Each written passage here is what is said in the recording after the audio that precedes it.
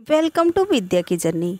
अगर आप केवीएस की तैयारी कर रहे हैं तो ये चैनल आपके लिए बहुत ज़्यादा हेल्पफुल सिद्ध होगा, क्योंकि बहुत सारे प्रश्नों को समाहित करके ऑडियो में टीजीटी हिंदी के सारे प्रश्नों को समाहित करके लेके आए हैं। तो आप ज़रूर जुड़ें, अपने दोस्तों को जोड़ लें। ऑडियो वीडियो दोनों बनाते हैं। आज इस ऑडियो के माध्यम से आपके बहुत सारे प्रश्न तैयार हो जाएंगे। कृतिका भाग 1 से बालराम कथा से प्रश्न, और बसंत भाग 3 से प्रश्न, क्षितिज भाग 1 से प्रश्न, और बाल महाभारत से की जो कुछ कहानी है, जो छोटी सी एकदम बिल्कुल संक्षिप्त कहानी, उसको जानेंगे इसमें। और बसंत भाग से प्रश्न, जो बसंत भाग फर्स्ट है उससे प्रश्न बन गए हैं, उसको भी ज़रूर देख लीजिए। तो आइए इसमें इस ऑडियो के माध्यम से बहुत सारे प्रश्नों को हम लोग आगे याद कर सकते हैं, और बहुत जल्दी पेपर भी है। तो आप ज़रूर जुड़ें, अपने दोस्तों को जोड़ लें। चलिए जानते हैं कि कौन कौन से प्रश्न इसमें आज समाहित हैं। हिमालय की बेटियां निबंध किसका है? तो नागार्जुन की। हिमालय की बेटियां निबंध है और यह नागार्जुन की है। दादी माँ रचना किसकी है? तो शिव प्रसाद सिंह की है, और यह कहानी विधा है। भवानी प्रसाद की कविता है कठपुतली। भवानी प्रसाद की रचना है कठपुतली और यह कविता है। मिठाई वाला कहानी क्या है? तो यह भवानी प्रसाद की है। मिठाई वाला कहानी है और यह किसकी रचना है? तो भवानी प्रसाद की है। एक तिनका कविता से हमें शिक्षा मिलती है कि हमें घमंड नहीं करना चाहिए। एक तिनका जो कविता है उससे क्या शिक्षा मिलती है? तो उसमें शिक्षा मिलती है, उससे हमें शिक्षा मिलती है कि हमें घमंड नहीं करना चाहिए। कवि के सार्थ कभी घमंड में मुंडेरे पर खड़ा था। कभी कहाँ खड़ा था? क्वेश्चन बन सकता है कि कभी घमंड के मारे कहाँ बैठा था, कहाँ खड़ा था? तो यह मुंडेरे पर खड़ा था। कभी को घमंड ना करने के ताने दिए, किसने दिए? तो उसकी समझ ने दिए। मैं घमंड में भरा ऐठा हुआ, यह इसकी पंक्ति है। यह पंक्ति किसकी है? मैं घमंड में भरा ऐठा हुआ, यह किसकी पंक्ति है? तो हरिऔध की पंक्ति है। खान पान की बदलती तस्वीर के लेखक कौन है? तो प्रयाग शुक्ल हैं। पेड़े मथुरा के प्रसिद्ध हैं। पेड़े कहाँ के प्रसिद्ध हैं? तो मथुरा के प्रसिद्ध है। और ढोकला यह कहाँ का प्रसिद्ध है? तो गुजरात का। छोले भटूरे कहाँ के पसंद हैं? प्रसिद्ध हैं। छोले भटूरे व्यंजन कहाँ का है? तो दिल्ली का है। छोले भटूरे व्यंजन कहाँ का है? तो दिल्ली का है। नीलकंठ पाठ से आइए जानते हैं हम लोग कुछ प्रश्नों को। नीलकंठ की लेखिका कौन है? तो महादेवी वर्मा है। नीलकंठ की लेखिका महादेवी वर्मा है। नीलकंठ विधा है क्या? तो रेखा चित्र विधा है। नीलकंठ रचना किसकी है? तो महादेवी वर्मा की है। और नीलकंठ विधा क्या है? कौन सी विधा है? कहानी है या रेखा चित्र है? क्या है? तो नीलकंठ विधा है, रेखा चित्र। नीलकंठ किसका नाम रहता है? तो मोर का नाम रहता है। मोर के दोनों बच्चों को चिड़ी मार पकड़ कर लाया था। और कहाँ से पकड़ के लाया था? तो शंकरगढ़ से पकड़ के लाया था। शंकरगढ़ से मोर के दोनों बच्चों को चिड़ी मार पकड़ कर लाया था। नेक्स्ट है, लेखिका ने मोर के बच्चों को कितने में खरीदा? तो 35 रुपये में खरीदा। कितने में लेखिका ने मोर के बच्चों को खरीदा? तो 35 रुपये में खरीदा था। अन्य जानवर जब व्यस्त होते थे तो नीलकंठ सबकी ध्यान रखता था। नीलकंठ क्या करता था? जब सारे जानवर व्यस्त रहते थे तो सबका वह ध्यान रखता था। बड़े मियाँ कौन थे? तो वह चिड़िया बेचने वाले थे। बड़े मियाँ कौन थे? तो चिड़िया बेचने वाले थे। कंचा कहानी मलयालम भाषा में लिखी गई है। कंचा कहानी किस भाषा में लिखी गई है? तो मलयालम भाषा में लिखी गई है। यह रचना है, किसकी रचना है? तो टी पद्मनाभम में भम की रचना है। टी पद्मनाभम की रचना है। अपूर्व अनुभव रचना है किसकी? तो तेत्सुको कुचियानगी की है। यह संस्मरण है। अपूर्व अनुभव रचना किसकी है? तो तेत्सुको कुचियानगी की रचना है और संस्मरण विधा है। एक तिनका कविता किसकी है? तो अयोध्या सिंह उपाध्याय हरिऔध की रचना है। एक तिनका रचना किसकी है? तो अयोध्या सिंह उपाध्याय हरिऔध की रचना है। एक तिनका पाठ के लेखक कौन है? तो अयोध्या सिंह उपाध्याय हरिऔध है। और यह कविता है। एक तिनका पाठ क्या है? तो कविता है। लाख की चूड़ियाँ नामक कहानी के पात्र हैं।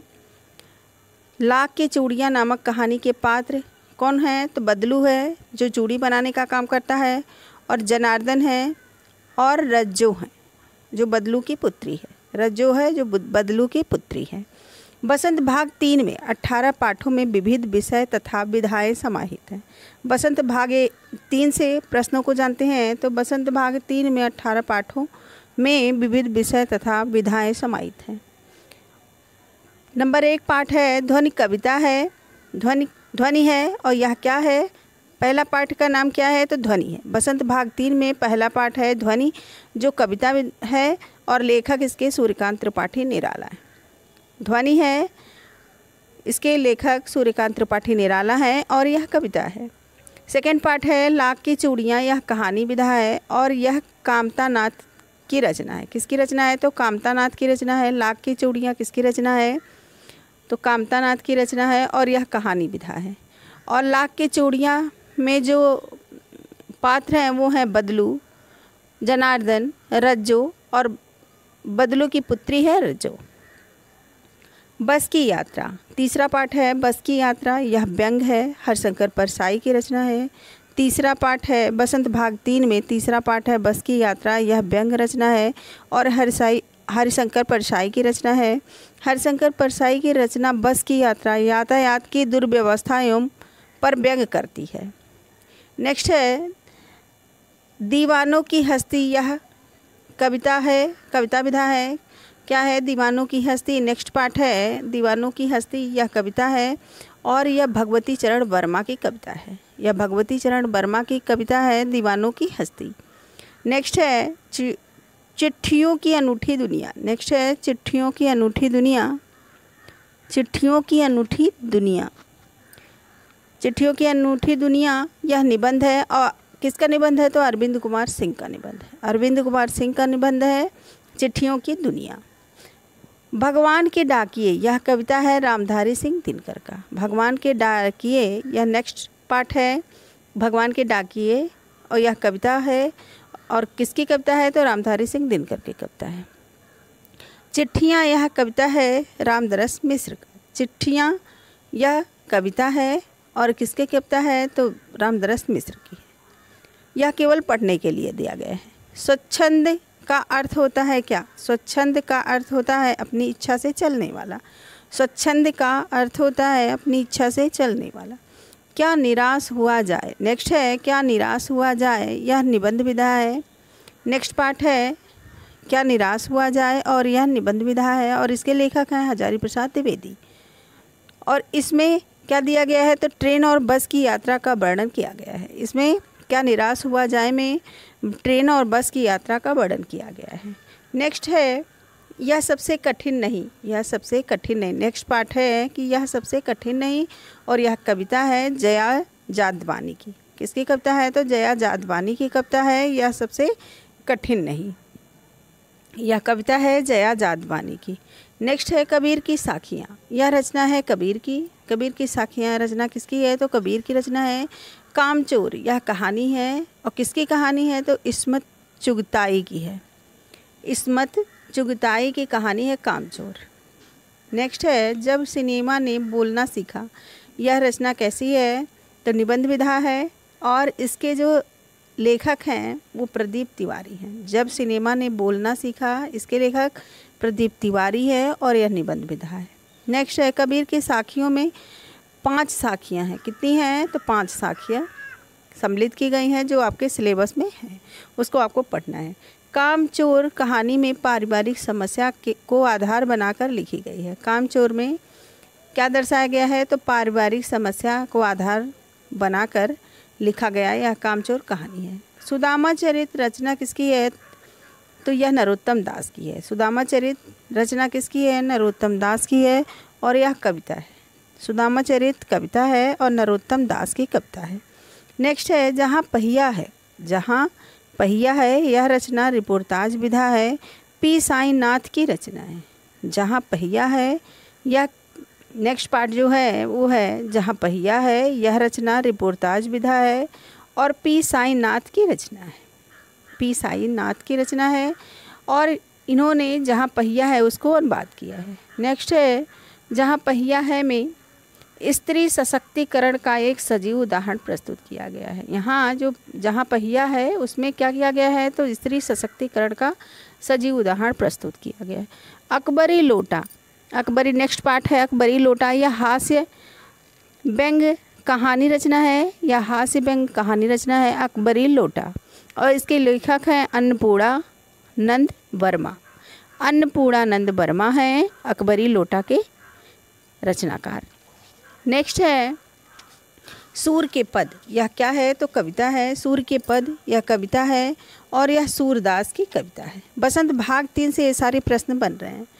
बसंत भाग 3 KVS TGT में सिलेबस के रूप में लगाया गया है।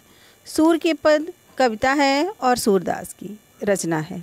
पानी की कहानी निबंध है, पानी की कहानी निबंध है और रामचंद्र तिवारी की रचना है। नेक्स्ट पार्ट कौन सी है, तो पानी की कहानी और यह निबंध है और यह रामचंद्र तिवारी की रचना है। नेक्स्ट पार्ट है गोरस का मतलब होता है क्या, तो घी होता है। कुछ कठिन शब्दों के अर्थ को भी पूछ लिया जाता है, तो आप ज़रूर जानिए कि गोरस का क्या अर्थ होता है, तो घी होता है। बाज और सांप यह कहानी है, कहानी विधा है। बाज और सांप यह कहानी विधा है और इसके जो रचनाकार हैं वो निर्मल वर्मा हैं। यह बाज और सांप यह कहानी विधा है और इसके जो लेखक हैं वह निर्मल वर्मा है। नेक्स्ट पार्ट है टोपी कहानी रचना। टोपी कहानी रचना है।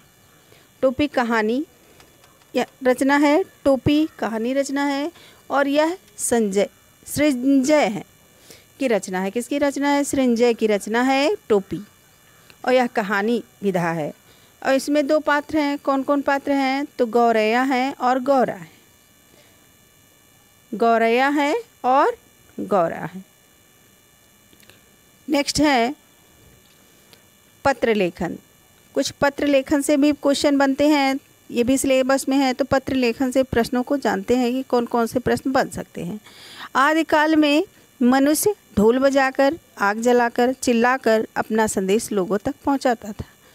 आदिकाल में कैसे अपना संदेश लोगों को पहुंचाते थे लोग, तो आदिकाल में मनुष्य ढोल बजाकर, आग जलाकर, चिल्लाकर अपना संदेश लोगों तक पहुंचाता था।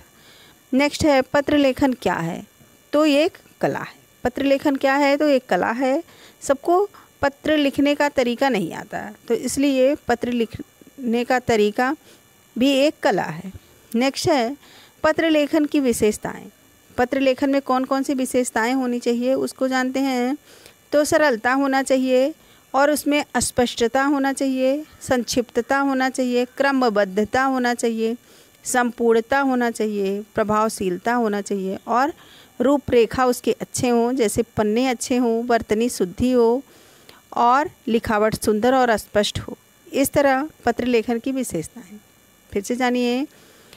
पत्र लेखन की विशेषताएं कौन कौन सी होनी चाहिए, तो सरलता होनी चाहिए, अस्पष्टता होनी चाहिए और संक्षिप्तता होनी चाहिए, जो कि थोड़े शब्दों में बहुत कुछ कह दिया जाए। क्रमबद्धता होना चाहिए, संपूर्णता होना चाहिए और प्रभावशीलता होना चाहिए। रूपरेखा अच्छी होनी चाहिए, जैसे अच्छे पन्ने हो, वर्तनी की त्रुटि ना हो, लिखावट सुंदर हो और स्पष्ट हो।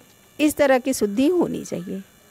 पत्र सामान्यतः कितने प्रकार के होते हैं, भी जानते हैं कि पत्र कितने प्रकार के होते हैं, तो 4 प्रकार के होते हैं। पत्र जो है वो 4 प्रकार के होते हैं। एक तो होते हैं व्यक्तिगत व पारिवारिक पत्र, विद्यालयी व राजकीय पत्र, व्यक्तिगत व पारिवारिक पत्र, कार्यालयी व राजकीय पत्र और व्यावसायिक पत्र। अन्य विभिन्न प्रकार के पत्र जैसे आवेदन पत्र और प्रार्थना पत्र। फिर से सुनिए। नंबर 1 व्यक्तिगत व पारिवारिक पत्र, नंबर 2 कार्यालयी व राजकीय पत्र, नंबर 3 व्यवसायिक। फिर से जानिए कि पत्र सामान्यतः 4 प्रकार के होते हैं। कितने प्रकार के होते हैं, तो 4 प्रकार के होते हैं। व्यक्तिगत व पारिवारिक पत्र, कार्यालयी व राजकीय पत्र, व्यावसायिक पत्र, अन्य विभिन्न प्रकार के पत्र जैसे आवेदन पत्र और प्रार्थना पत्र। बसंत भाग 1 से कुछ प्रश्न इसमें जानते हैं कि बसंत भाग 1 में क्या क्या प्रश्न आ सकता है। इससे वीडियो बन चुका है, ऑडियो भी बन चुका है, तो उसको ज़रूर देख लीजिए। ऑडियो से बहुत सारे प्रश्न एक साथ आपके तैयार हो जाएंगे। कृष्णा सोबती की रचना है वह चिड़िया जो, और यह संस्मरण विधा है। यह सफ़ेद कलर की, जो कृष्णा सोबती है वो सफ़ेद कलर का कपड़ा पहनना पसंद करती थी। नेक्स्ट है ग्रामोफोन संचार माध्यम था और कृष्णा सोबती का संचार माध्यम क्या था, तो ग्रामोफोन था। बचपन जो संस्मरण विधा में लिखा गया है, इसमें शिमला और दिल्ली का जिक्र किया गया है। किन शहरों का जिक्र किया गया है, तो शिमला और दिल्ली का जिक्र किया गया है। नेक्स्ट है क्षितिज भाग 1 से कुछ प्रश्नों को जानते हैं, और यह गद्य खंड के प्रश्न हैं। क्षितिज भाग 1 में जो गद्य खंड से प्रश्न बन सकते थे उसके हम नोट्स बनाए हैं और यह आप तक पहुंचा रहे हैं। तो आप लोग ज़रूर अपने दोस्तों तक यह ऑडियो पहुंचाइए, क्योंकि बहुत सारे लोग KBS की तैयारी करने के लिए कम समय में ज़्यादा स्कोर करना चाह रहे हैं। तो आप लोग ज़रूर सबके तक यह ऑडियो पहुंचाइए। चलिए जानते हैं कि गद्य खंड क्षितिज भाग 1 से कितने प्रश्न बन सकते हैं। तो पहला पाठ है दो बैलों की कथा, और यह किसकी रचना है, तो प्रेमचंद की रचना है। दो बैलों की कथा, यह किसकी रचना है, प्रेमचंद की रचना है, और यह कहानी विधा है। पाठ 1 दो बैलों की कथा, रचना है किसकी, तो प्रेमचंद की है, और यह कहानी विधा है। सेकेंड पार्ट है लहासा की ओर, यह यात्रा वृत्त है। लहासा की ओर, यह यात्रा वृत्त है, और यह राहुल सांकृत्यायन की यात्रा वृत्त है। नेक्स्ट है उपभोक्तावाद की संस्कृति, यह किसकी रचना है, तो श्यामा चरण दुबे की रचना है।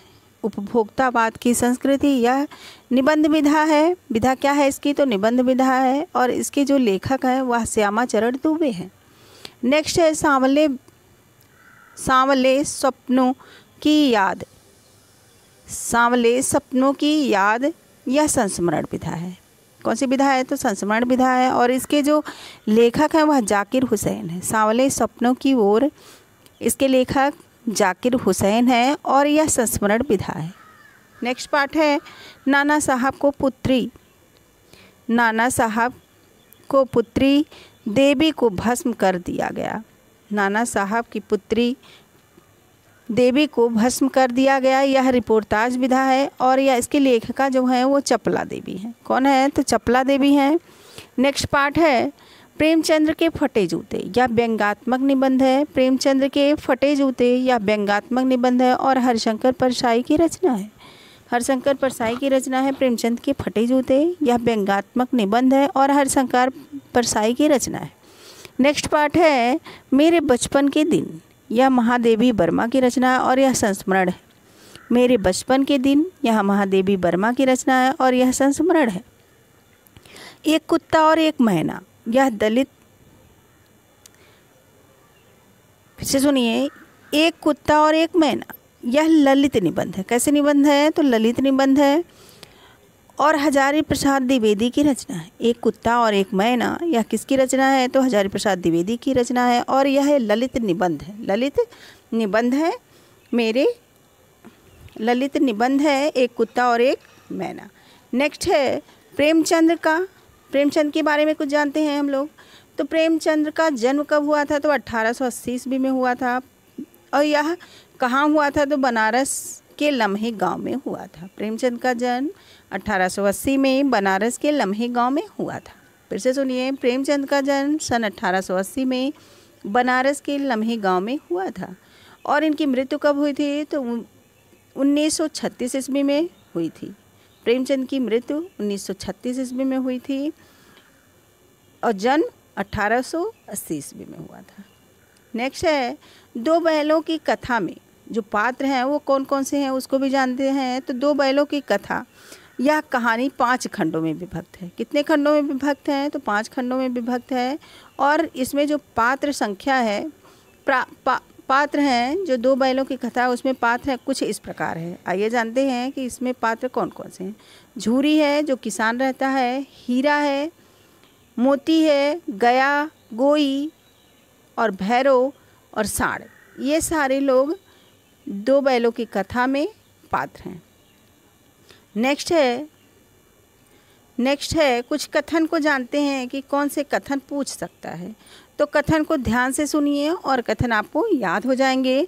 और यह कथन जो है बहुत ही इम्पॉर्टेंट है। गद्य जीवन संग्राम की भाषा है। गद्य जीवन संग्राम की भाषा है। यह कथन किसका है? तो सूर्यकांत त्रिपाठी निराला का है। गद्य जीवन संग्राम की भाषा है, सूर्यकांत त्रिपाठी निराला की यह कथन है। नेक्स्ट है यदि गद्य कवियों की कसौटी है तो भाषा की पूर्ण शक्ति का विकास निबंधों में ही सबसे अधिक संभव होता है। फिर से सुनिए, यदि गद्य कवियों की कसौटी है तो भाषा की पूर्ण शक्ति का विकास निबंधों में ही सबसे अधिक संभव होता है। यह किसका कथन है? तो आचार्य रामचंद्र शुक्ल का कथन है। आचार्य रामचंद्र शुक्ल का कथन है यदि गद्य कवियों की कसौटी है तो भाषा की पूर्ण शक्ति का विकास निबंधों में ही सबसे अधिक संभव होता है। नेक्स्ट है अच्छा गद्य लिखने की कला। नेक्स्ट है अच्छा गद्य लिखने की कला चीज़ों को अनेक सही नाम से पुकारने की कला है। यह किसकी रचना है? किसके कथन है? किसका कथन है? तो रेल्फ फॉक्स का कथन है। रेल्फ फॉक्स का कथन है कि अच्छा गद्य लिखने की कला चीज़ों को उनके सही नाम से पुकारने की कला है। फिर से एक बार सुनिए कि रेल्फ के अनुसार कथन अच्छा गद्य लिखने की कला चीज़ों को अनेक सही नाम से पुकारने की कला है। नेक्स्ट है जो प्रेमचंद का कथन है उसको ध्यान से सुनिए और याद कर लीजिए। कथन से भी प्रश्न बनते हैं तो एक बार आप लोग सुन लेंगे तो याद हो जाएगा और बहुत सारे प्रश्न इस ऑडियो से आपके तैयार हो जाएंगे। तो ध्यान से सुनिए, अगर एक बार में समझ में नहीं आ रहा है तो दोबारा भी सुन लीजिए और सारे प्रश्न आपको याद हो जाएंगे। बिल्कुल सिलेबस के अकॉर्डिंग है सारे प्रश्न, तो आपके लिए बहुत ही ज़्यादा हेल्पफुल सिद्ध होगा। कहानी ऐसी रचना, यह प्रेमचंद का कथन है कि कहानी ऐसी रचना है जिसमें जीवन के किसी अंग या किसी एक मनोभाव को प्रदर्शित करना ही लेखक का उद्देश्य रहता है। उसके चरित्र शैली, उसका कथा विन्यास सभी उसी एक भाव को पुष्ट करते हैं। यह किसका कथन है? तो प्रेमचंद का कथन है। नेक्स्ट क्वेश्चन है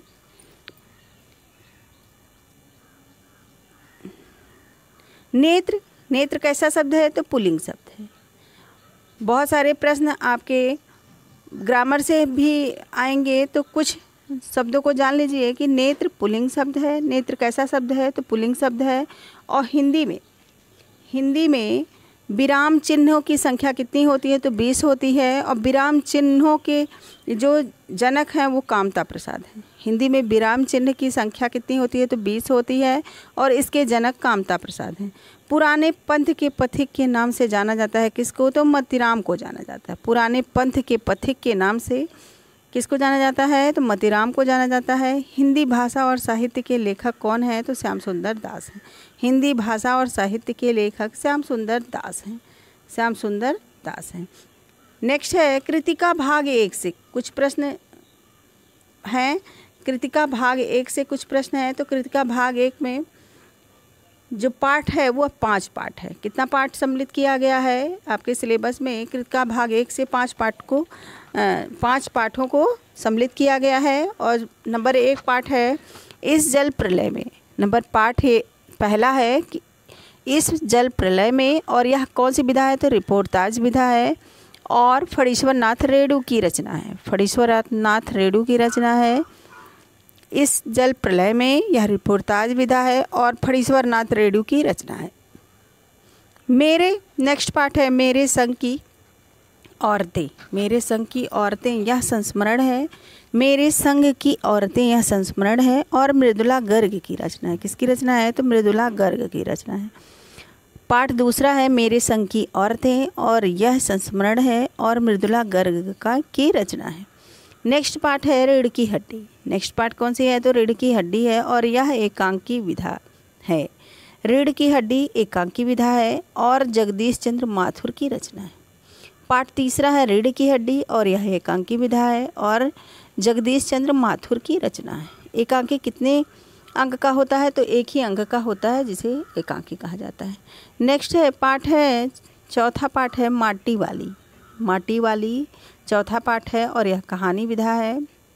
पाठ चौथा है कृतिका भाग 1 में पाठ चौथा है माटी वाली, यह कहानी विधा है और इसके लेखक विद्यासागर नैटियाल हैं। विद्यासागर नैटियाल हैं और माटी वाली यह कहानी विधा है।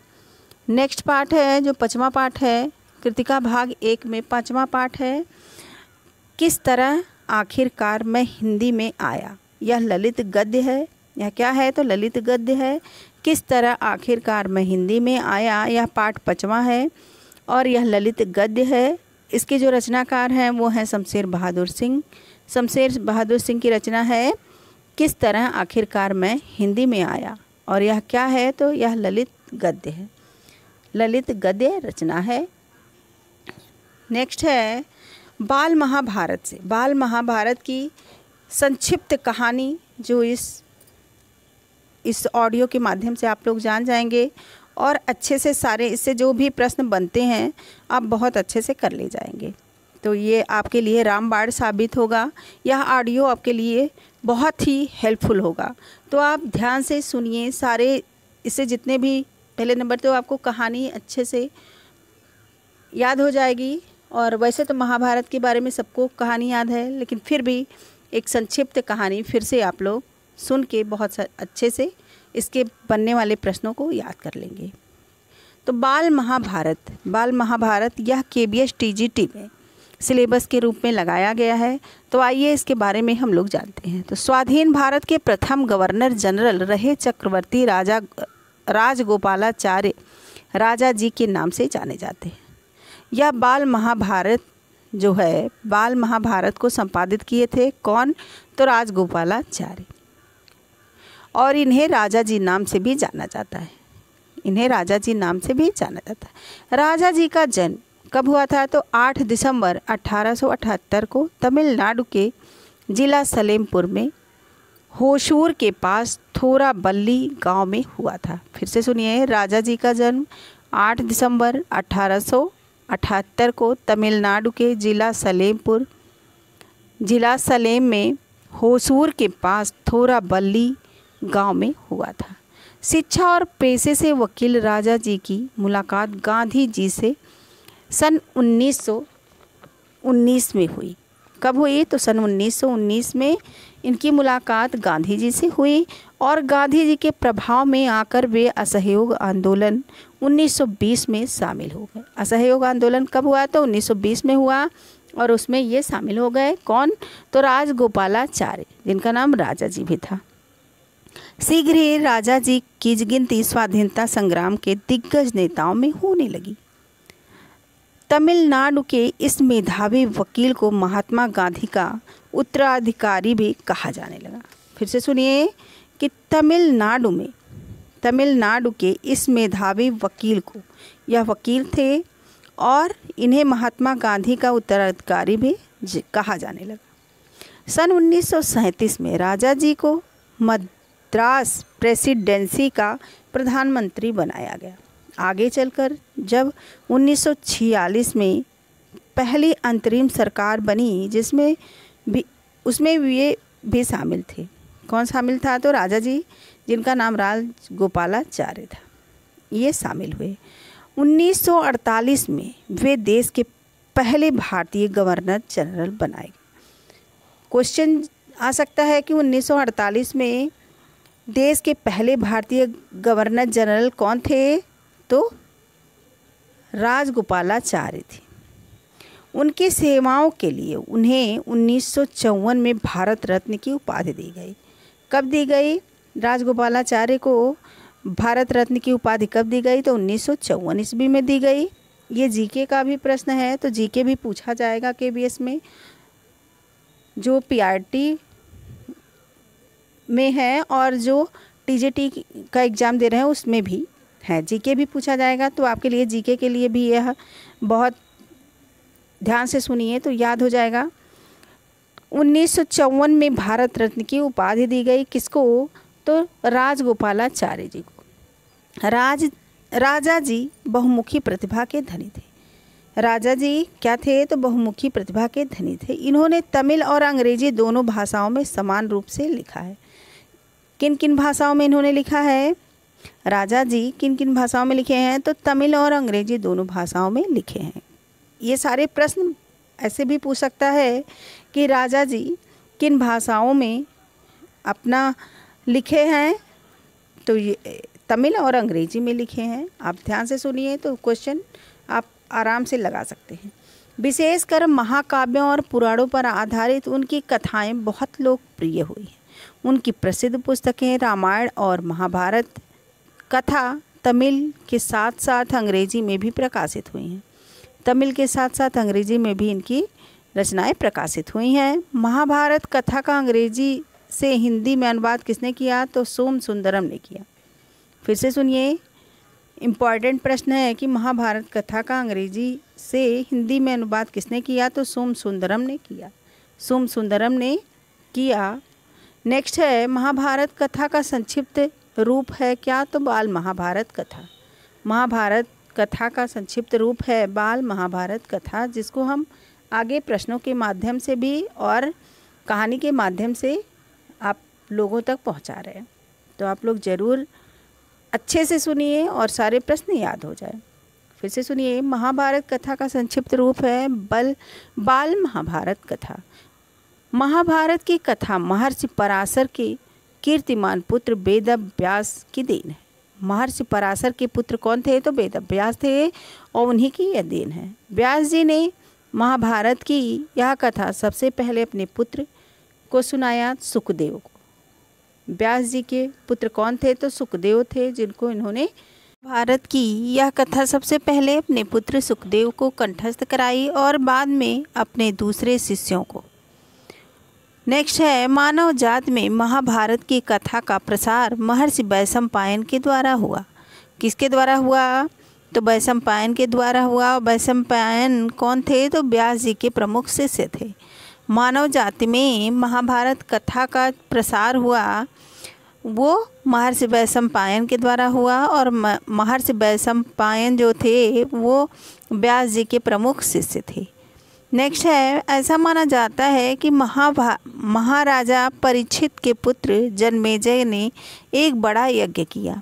या इस महायज्ञ में सुप्रसिद्ध पौराणिक सूत जी भी मौजूद थे। कौन मौजूद थे? तो सूत जी भी मौजूद थे। सूत जी ने समस्त ऋषियों की एक सभा बुलाई। सूत जी ने क्या किया? तो समस्त ऋषियों की एक बैठक बुलाई। महर्षि रौनक इस सभा के अध्यक्ष हुए। कौन इस सभा के अध्यक्ष हुए? सूत जी ने जो सभा बुलाई उसके अध्यक्ष कौन थे? तो रौनक जी थे। सूत जी ने ऋषियों की सभा में महाभारत की कथा प्रारंभ की। महाभारत की कथा कहाँ प्रारंभ की और किसने प्रारंभ की? तो उन ऋषियों की सभा में सूत जी ने महाभारत की कथा प्रारंभ की। महाभारत शांतनु के बाद उनके पुत्र चित्रांगद हस्तिनापुर की गद्दी पर बैठे। ध्यान से सुनिए, महाराजा शांतनु के बाद उनके पुत्र चित्रांगद हस्तिनापुर की गद्दी पर बैठे। किसके बाद? तो शांतनु के बाद चित्रांगद हस्तिनापुर के गद्दी पर बैठे। उनकी अकाल मृत्यु हो जाने पर उनके भाई विचित्रवीर्य राजा हुए। उनकी मृत्यु हो जाने के बाद उसके बाद कौन राजा हुए? तो विचित्रवीर्य राजा हुए। उनके दो पुत्र हुए। विचित्रवीर्य के दो पुत्र हुए, धृतराष्ट्र और पांडु। विचित्रवीर्य के कितने पुत्र हुए? तो दो पुत्र हुए, धृतराष्ट्र और पांडु। बड़े पुत्र धृतराष्ट्र जन्म से ही अंधे थे।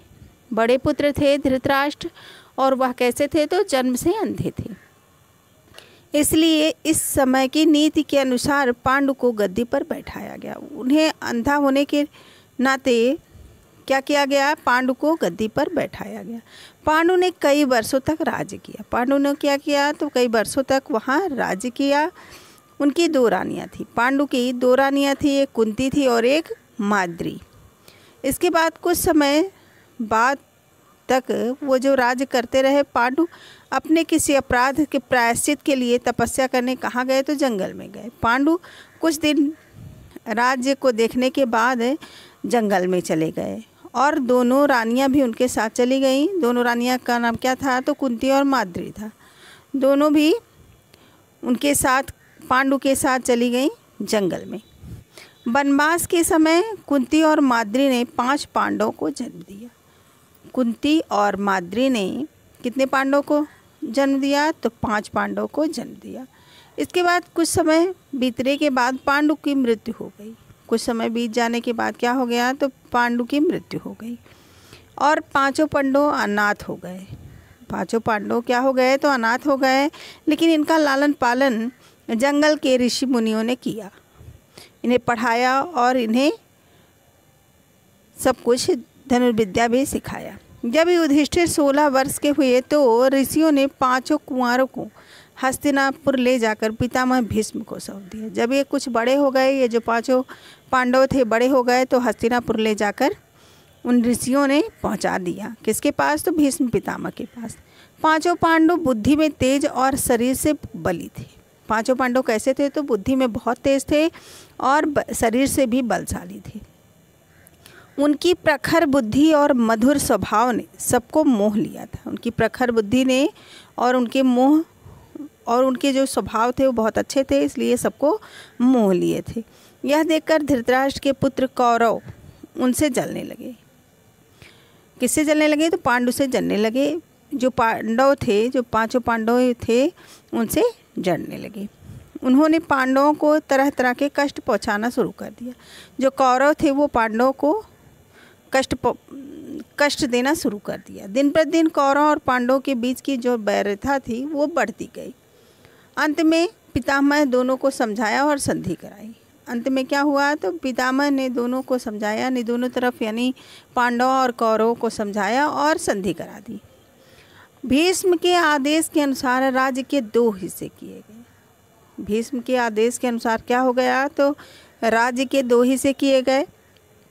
कौरव हस्तिनापुर में थे और पांडवों को अलग राज्य मिला, जो आगे चलकर इंद्रप्रस्थ नाम से प्रसिद्ध हुआ। इस प्रकार कुछ दिन शांति का माहौल रहा। कुछ दिन बीतने के बाद राजा, वहाँ उस समय का ऐसा माहौल था कि लोग जुआ खेलते थे। तो और जुए में वो सब राज्य को भी हार जाते थे। एक बार पांडव और कौरव में यह खेल हुआ। कौन सा खेल? तो यह चौपड़ भी खेल इसको कहते हैं, चौपड़ का खेल भी कहते हैं, और इसे जुआ का भी खेल कहते हैं, चौसर का भी खेल कहते हैं। तो वो पांडव और कौरव में यह खेल खेला गया। कौरव की तरफ से शकुनी ने खेला। कौन खेला? शकुनी ने खेला और युधिष्ठिर को हरा दिया। युधिष्ठिर को राज्य छोड़कर जाना पड़ा। 13 वर्ष का वनवास भोगना पड़ा। शर्त यह थी कि 12 वर्ष का वनवास के बाद एक वर्ष का ज्ञातवास करना होगा, तब राज्य मिलेगा। द्रौपदी भी पांडवों के साथ वन में 12 वर्ष तथा अज्ञात वर्ष में 1 वर्ष साथ में बिताया। द्रौपदी भी उन लोगों के साथ चली गई। फिर राज्य लेने पहुँचे तो दुर्योधन ने राज्य देने से मना कर दिया। और जब यह 13 वर्ष का वनवास इनका पूरा हो गया तो वापस जब आए तो ये दुर्योधन उनको राज्य देने से मना कर दिया। अंत में पांडवों को अपने राज्य के लिए क्या करना पड़ा? तो लड़ाई करनी पड़ी, क्योंकि किसी का हक अगर नहीं मिल रहा है तो वो ज़रूर लड़ाई करता ही है। तो ऐसे ही नेक्स्ट है युद्ध में मारे गए। युद्ध में सारे कौरव मारे गए। युद्ध में क्या हुआ? युद्ध में क्या होता है? कुछ न कुछ नुकसान ही होता है। यहाँ बहुत नुकसान हुआ है। महाभारत से ये सीख मिलती है कि कभी भी किसी चीज़ का अंत लड़ाई नहीं होता। चलिए आगे जानते हैं कि युद्ध में सारे कौरव मारे गए, तब जाके पांडवों को अपना साम्राज्य मिला। 36 वर्ष तक पांडवों ने राज्य किया।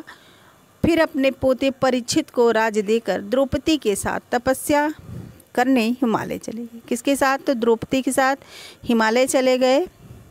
और कितने वर्ष तक तपस्या करने के बाद, कितने वर्ष तक राज्य भोगने के बाद 36 वर्ष तक पांडवों ने राज किया, यानी 36 वर्ष तक उन्होंने राजगद्दी पर बैठा और उसके बाद में वो फिर हिमालय चले गए। यह महाभारत की स्टोरी थी, जो संक्षिप्त स्टोरी थी। उसके आगे इसके बाद इसमें क्या है, कौन सा पार्ट है, सब कुछ आगे हम लोग देवव्रत जो पहला पार्ट है, और उसके बाद में अम्बा और भीम, विदुर, कुंती, भीम, द्रोणाचार्य, लाख का घर, पांडवों की रक्षा, द्रौपदी स्वयंवर, इंद्रप्रस्थ आदि के बारे में हम लोग संक्षिप्त अध्ययन करेंगे। पहले इन प्रश्नों को जानते हैं। कृतिका भाग 1 में 5 पाठ है। इस जल प्रलय में पहला पाठ है, इस जल प्रलय में, यह रिपोर्ताज विधा है और फणीश्वर नाथ रेणु की रचना है। इस जल प्रलय में यह रिपोर्ताज विधा है और फणीश्वर नाथ रेणु की रचना है। पाठ दूसरा है, मेरे संग की औरतें, यह संस्मरण है और मृदुला गर्ग की रचना है। कुछ प्रश्नों को बार बार अगर रिपीट हो जा रहा है तो कोई बात नहीं, ये बहुत अच्छे से आपका रिवीजन हो जाएगा। दुकान में ट्रेन का मॉडल था क्या? तो शिमला कलिका ट्रेन का मॉडल था। चिड़ियों ने अंडे कहाँ दिए थे? तो कार्निस पर दिए थे। श्यामा ने माँ को यह क्यों नहीं बताया कि दरवाज़ा केशव ने खोला था? तो यह सुनकर माँ पीट देती। बच्चों के मन में क्या जिज्ञासा थी? तो चिड़ियों के बारे में जिज्ञासा थी कि वह उसके अंडों से बच्चे बनने की प्रक्रिया को कैसे क्या होगा, यही सब बच्चों के मन में थी। केशव और श्यामा ने चिड़ियों के खाने के लिए क्या बिखेरा? तो चावल बिखेरा। केशव और श्यामा के मन में सवाल उठते थे। कौन से सवाल उठते थे, आइए उसको जानते हैं। तो अंडे कितने होंगे, अंडे कितने बड़े होंगे और क्या ये खाते होंगे, सारे प्रश्न बच्चों के मन में यानी केशव और श्यामा के मन में सवाल उठ रहे थे। बच्चों की आंखों में नींद क्यों नहीं थी? कार्निस की ओर जाने की उत्सुकता के कारण। वह कार्निस की ओर जाने की उत्सुकता थी, इसीलिए बच्चों की आंखों में नींद नहीं थी। केशव कार्निस तक पहुंचा स्टूल व चारपाई लगाकर। कैसे कार्निस तक पहुंचा? तो स्टूल व चारपाई लगाकर वह कार्निस तक पहुंचा। शमशेर बहादुर सिंह की कविता है, चांद से थोड़ी सी गप्पे। चांद से थोड़ी सी गप्पे किसकी रचना है? तो शमशेर बहादुर सिंह की यह कविता है। लड़की को चांद तिरछा नज़र आ रहा था। कैसा नज़र आ रहा था? तिरछा नज़र आ रहा था। चांद का मर्ज ठीक नहीं नज़र आ रहा था।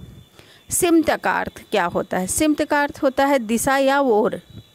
दिशा या ओर होता है सिमत का अर्थ।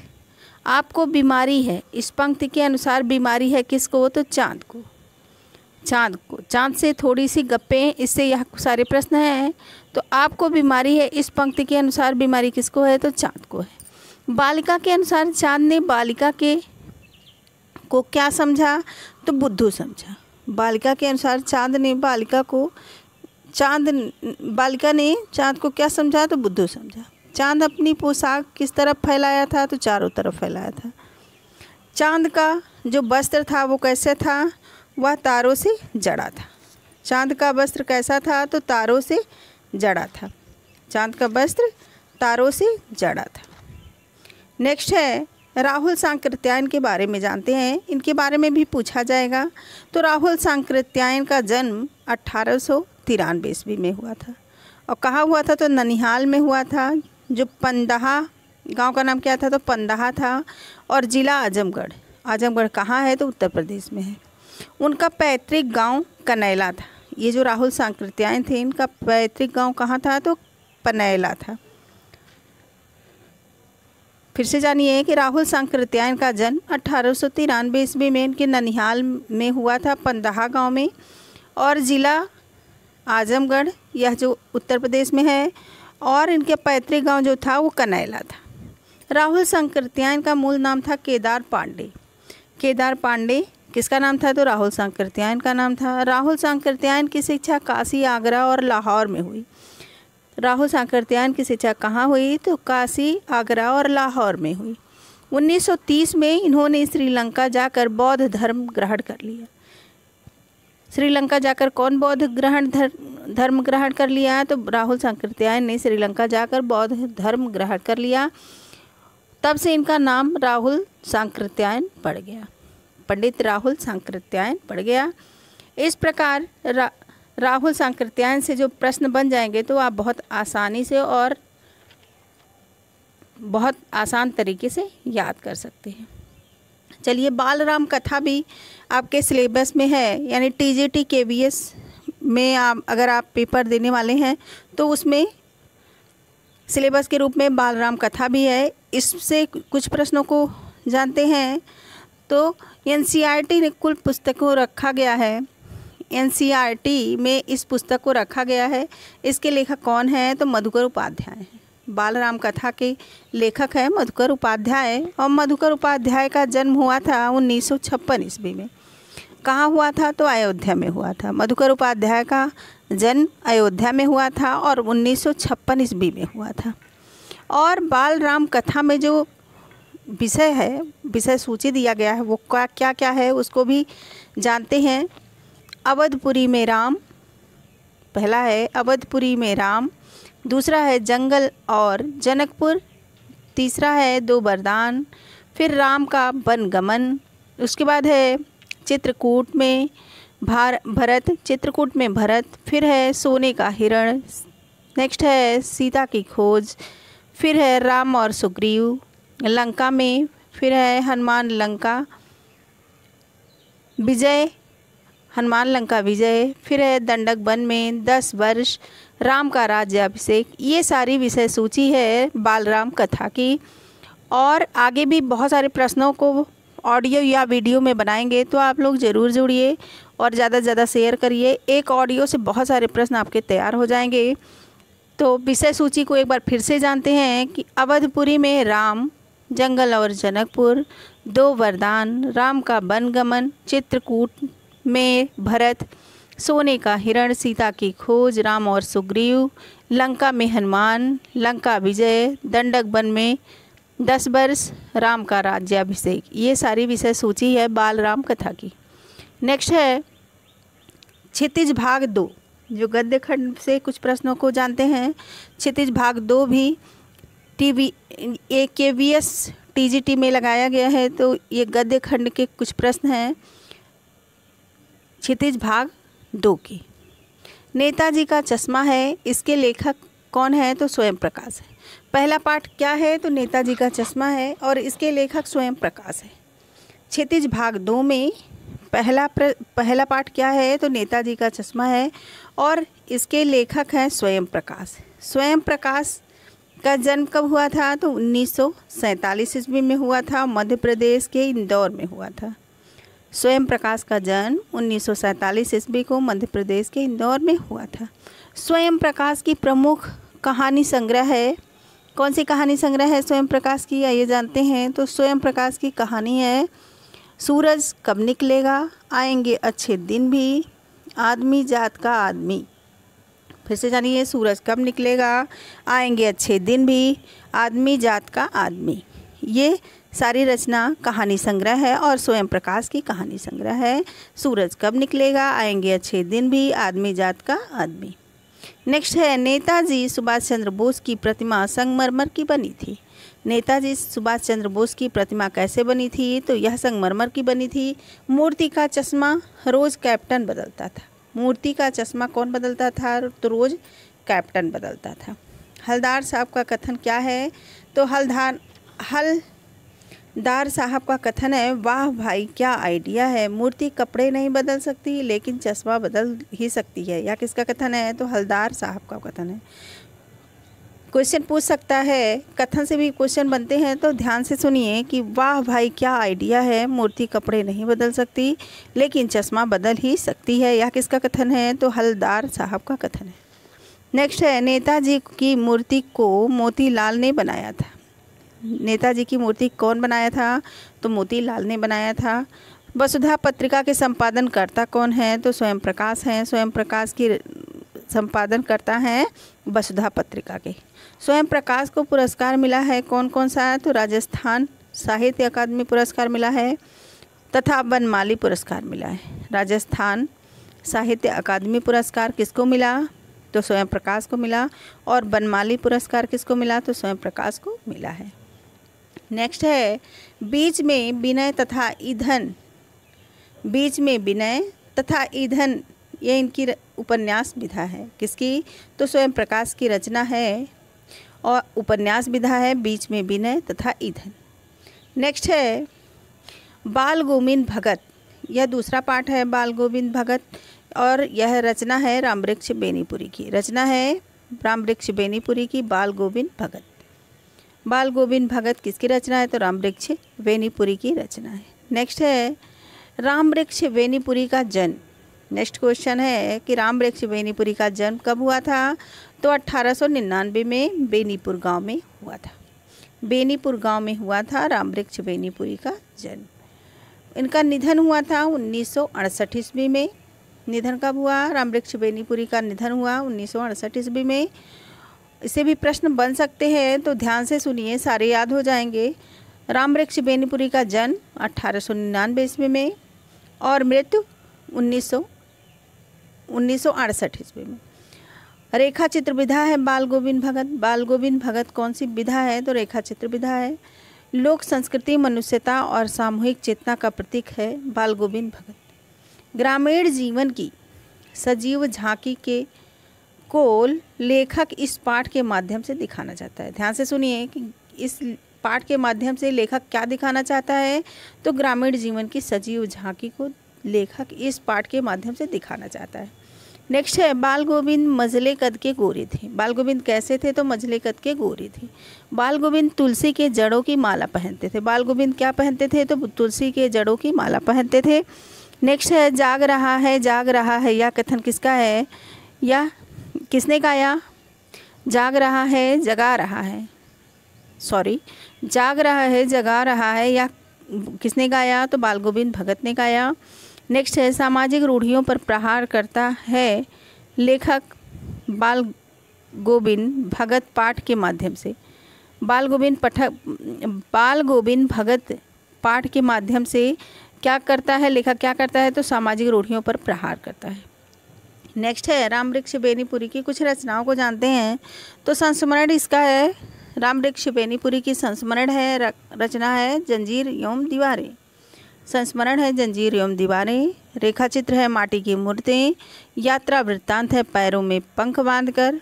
बहुत सारे वीडियो बन भी गए हैं जो बिल्कुल संस्मरण, रेखा चित्र और यात्रा वृत्तांत सारे बन चुके हैं, तो उसको भी ज़रूर देख लीजिए, क्योंकि एक वीडियो में बहुत सारे रचनाओं को समाहित करके बनाते हैं। नेक्स्ट है कहानी है चिता के फूल और उपन्यास है पतितों के देश में। नाटक है अम्बपाली। नेक्स्ट प्रश्न है बाल गोविंद भगत के बेटे का अंतिम संस्कार किसके द्वारा किया गया? तो पतहू के द्वारा किया गया। बाल गोविंद 30 कोस दूरी तय करने के बाद गंगा नहाने जाते थे। बाल गोविंद कैसे नहाने जाते थे? गंगा नहाने कैसे जाते थे? कितने कोस की दूरी तय करके जाते थे? तो 30 कोस की दूरी तय करने के बाद वह गंगा नहाने जाते थे। बोधा का क्या अर्थ होता है? तो कम बुद्धि वाले को बोधा कहते हैं। सबल का क्या अर्थ होता है? सबल मतलब होता है, संबल मतलब होता है क्या? तो सहारा होता है। मझोला का क्या अर्थ होता है? तो ना बहुत छोटा ना बहुत बड़ा। मझोला का अर्थ होता है ना बहुत छोटा ना बहुत बड़ा। लोही का क्या अर्थ होता है? लोही का मतलब होता है प्रातः काल की लालिमा। लखनवी अंदाज रचना किसकी है? तो यशपाल की है। यह व्यंग है। लखनवी अंदाज रचना किसकी है? तो यशपाल की है और यह व्यंग है।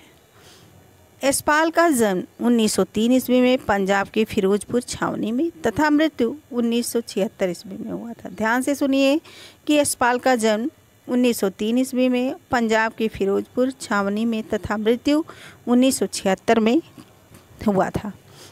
कलेवा का क्या अर्थ होता है? तो कलेवा का अर्थ होता है सवेरे का जलपान। कलेवा का अर्थ होता है सवेरे का जलपान। फिर से सुनिए, लखनवी अंदाज किसकी रचना है? तो यशपाल की रचना है और यह एक व्यंग है। लखनवी अंदाज रचना किसकी है? तो यशपाल की है और यह व्यंग रचना है। यशपाल का जन्म कब हुआ था? तो 1903 ईस्वी में हुआ था और पंजाब में हुआ था। पंजाब के फिरोजपुर छावनी में हुआ था तथा मृत्यु 1976 ईस्वी में हुआ था। नेक्स्ट है पिंजरे का उड़ान व दुलिया फूलों का कुर्ता ज्ञानदान। ये इनकी कहानी संग्रह है। किसकी? तो यशपाल की। फिर से सुनिए, यशपाल की कहानी कौन कौन सी है? तो पिंजरे की उड़ान, दुलिया फूलों का कुर्ता, ज्ञानदान, ये इनकी कहानी संग्रह है। नेक्स्ट है पतनशील सामंती वर्ग पर कटाक्ष करते हैं कौन? तो यशपाल करते हैं। नवाब साहब के कथन कौन से हैं? तो आदाब अर्ज जनाब, खीरे का शौक फरमाइए। आदाब अर्ज जनाब, खीरे का शौक फरमाइए, यह किसका कथन है? तो नवाब साहब का कथन है। किफ़ायत का अर्थ क्या होता है? तो किफ़ायत का अर्थ होता है मितव्ययिता, समझदारी से खर्च करना। नेक्स्ट है प्लावित का क्या अर्थ होता है? तो पानी भर जाना। प्लावित का अर्थ होता है पानी भर जाना। नवाब साहब का कथन है खीरा लजीज होता है लेकिन खीरा लजीज होता है, या किसका कथन है? तो नवाब साहब का कथन है।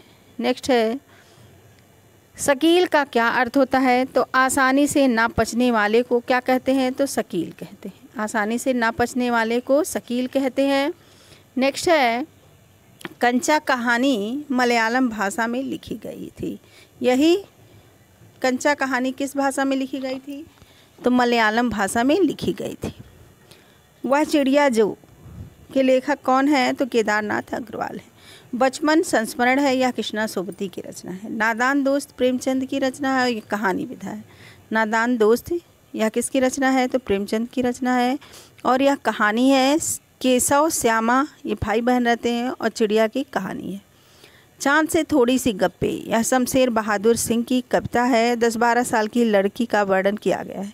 अक्षरों का महत्व गुणाकर मोले की रचना है, यह निबंध विधा है। अक्षरों की कहानी का महत्व बताया गया है इसमें।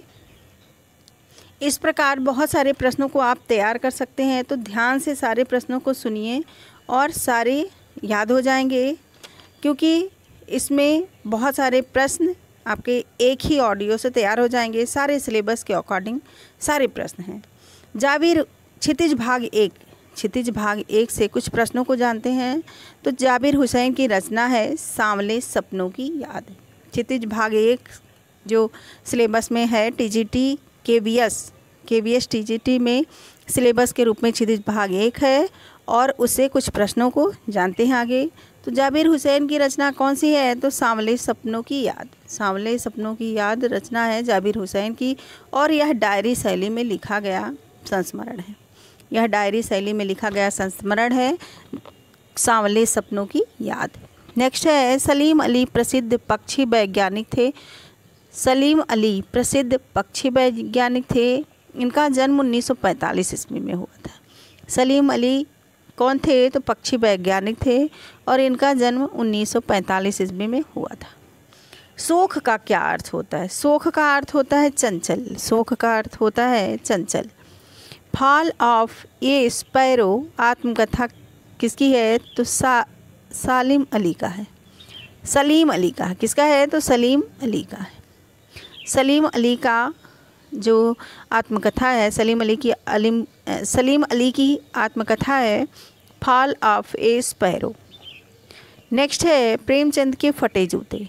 प्रेमचंद के फटे जूते यह हरिशंकर परसाई की रचना है। प्रेमचंद के फटे जूते हरिशंकर परसाई की रचना है। इनका जन्म 1922 ईस्वी में मध्य प्रदेश के होशंगाबाद जिले के जमानी ग्राम में हुआ था। किसका?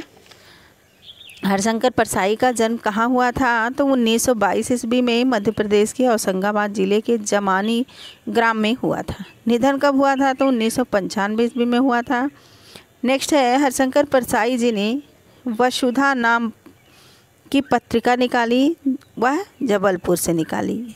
वसुधा नामक पत्रिका कहाँ से निकाली? तो जबलपुर से निकाली। और किसने निकाली? तो हरिशंकर परसाई जी ने निकाली। नेक्स्ट है नाना साहब की पुत्री देवी मैना को भस्म कर दिया गया, रचना किसकी है? तो चपला देवी की है। चपला देवी की है। द्विवेदी युग की लेखिका है चपला देवी। द्विवेदी युग की लेखिका है चपला देवी। मैना आज़ादी की नन्ही सिपाही थी। मैना क्या कौन थी? तो आज़ादी की नन्ही सिपाही थी। मैना को अंग्रेज़ों ने जलाकर मार दिया था। मैना को कैसे मार दिया था? तो अंग्रेज़ों ने जलाकर मार दिया था। धूधू पंत नाम के साहब की पुत्री थी। कौन? तो मैना। धूधू पंत नाम के साहब की पुत्री थी मैना। धूधू पंत नाना साहब कानपुर के विद्रोही नेता थे। कानपुर के विद्रोही नेता कौन थे? तो धूधू पंत नाना साहब। मैना को कानपुर के ज़िले में हथकड़ी लगाकर कैद किया गया था। मैना को कानपुर के ज़िले में हथकड़ी लगाकर कैद किया गया था। क्षितिज भाग 1 से जो इम्पॉर्टेंट प्रश्न है उसको इस ऑडियो में सुनते हैं हम लोग, और बहुत अच्छे से याद कर ले जाएंगे और इसे प्रश्न ज़रूर बनेगा। तो मैना को कानपुर के ज़िले में हथकड़ी लगाकर कैद किया गया था। नेक्स्ट है हिंद पंच का प्रकाशन। हिंद पंच का प्रकाशन कब हुआ था? तो 1926 ईस्वी में, और ईश्वरी दास द्वारा हुआ था। ईश्वरी दास शर्मा द्वारा कलकत्ता में हुआ था। हिंद पंच का प्रकाशन 1926 ईस्वी में ईश्वरी दास शर्मा द्वारा कलकत्ता में हुआ था। हिंद पंच का बलिदान अंक 1930 में निकाला गया। तुरंत अंग्रेज सरकार द्वारा वह जब्त कर लिया गया। फिर से सुनिए कि हिंद पंच का बलिदान अंक 1930 में निकाला गया। तुरंत अंग्रेज सरकार द्वारा वह जब्त कर लिया गया। तुरंत अंग्रेज सरकार द्वारा वह जब्त कर लिया गया। नेक्स्ट है हिमालय की बेटियां। हिमालय की बेटियां निबंध है नागार्जुन की। दादी माँ रचना किसकी है? तो शिव प्रसाद सिंह की। यह कहानी विधा है। भवानी प्रसाद की कविता है कठपुतली। मिठाई वाला कहानी है भवानी प्रसाद की। एक तिनका कविता से हमें क्या शिक्षा मिलती है? तो हमें घमंड नहीं करना चाहिए। इस प्रकार बहुत सारे प्रश्न ध्यान से आप सुने और आप पूरा सुने, इसके लिए आपका बहुत बहुत धन्यवाद। मिलते हैं नेक्स्ट ऑडियो या वीडियो में, और सिलेबस के अकॉर्डिंग बना रहे हैं। सारे अपने नोट्स को आप तक पहुंचा रहे हैं, तो आप लोग ज़रूर शेयर करिए। आपको यह कैसा ऑडियो लग रहा है और वीडियो कैसा लग रहा है, आपके लिए कितना हेल्पफुल लग रहा है, आप ज़रूर कमेंट करके बताइए। और आपको कैसा लग रहा है, चलिए आप पूरा सुने, इसके लिए आपका बहुत बहुत